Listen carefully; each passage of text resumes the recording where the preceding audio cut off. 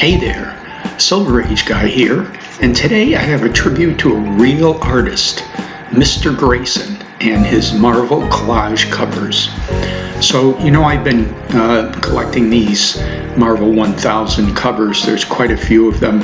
I kind of got carried away and bought a whole bunch of them, but I really like them, and I'm enjoying buying them at pretty much cover price. Some are a little more expensive, but one really caught my eye, and it's this one. I had never seen anything like this before. I'm sort of new to buying modern comics, and it's an amazing cover, a collage. And so I did a little bit of research online, and I found out that this cover was done by someone named Mr. Gracin, and he never shows his face, and he doesn't really give you his real name. He wears a mask every time he's in public or photographed. He is very famous for doing the Spider-Man 700 cover, and you can see how he does it. He does a huge collage, and then of course it's photographed down to the cover. His covers are real works of art. He's had exhibits and displays all over the place. He happens to be from France, I believe. And of course, when you're doing these kind of things, you have some very famous friends.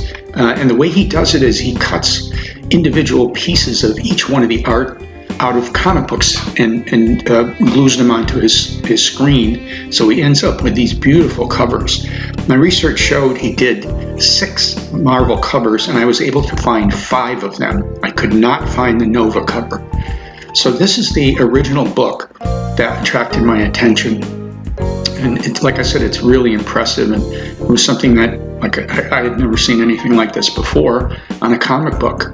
And I do enjoy artwork, so I went out and I picked up this Marvel, the Amazing Spider-Man 700, rather.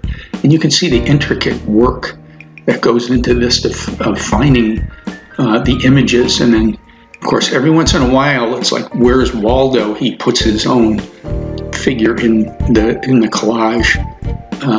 But the thing that fascinates me about this is the intricacy of it and the amount of work that goes into putting this together.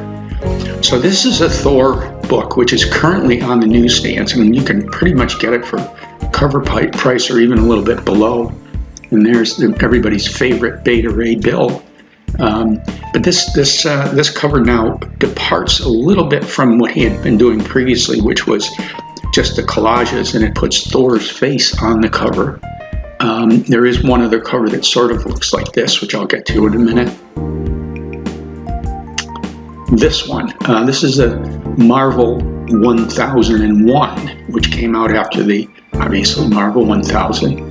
And it claims it has almost every Marvel character in the cover. I don't think so, but there's Mr. Gracin again in this cover.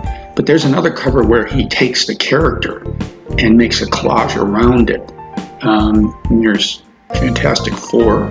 So you can go through and pick out, I don't know most of the characters in this book, but anyway, here's Captain America. Now, the next group are going to be harder to find and more expensive. I did put out a little bit of cash to get these, but I see them as works of art and things that will be around for a while. There's a pen right there of some sort.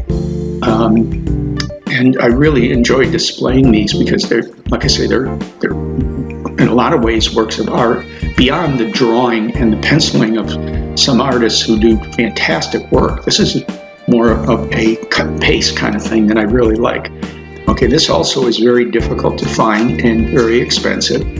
I like the Loki sitting up on the hammer there. It's very creative.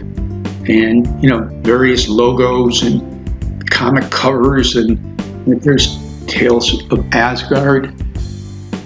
Just beautiful renditions and all different eras of these characters. So that's the Thor. That's, like I say, tough to find. This one, nearly impossible to find. It took me a very long time to find it at a price that was reasonable. And this cost more than some of my back issues. But like I say, beautiful piece of art. I love displaying it. This one has a little color on the bottom, but mostly the yellows and the golds of Iron Man's costume made a frame. Just looks fantastic. Now this one, forget it. This one is extremely expensive, and I love that Daredevil logo.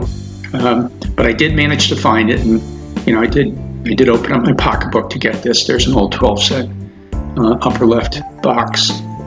I wanted to make sure I had it. There's the only appearance of the yellow costume in this particular piece of art here.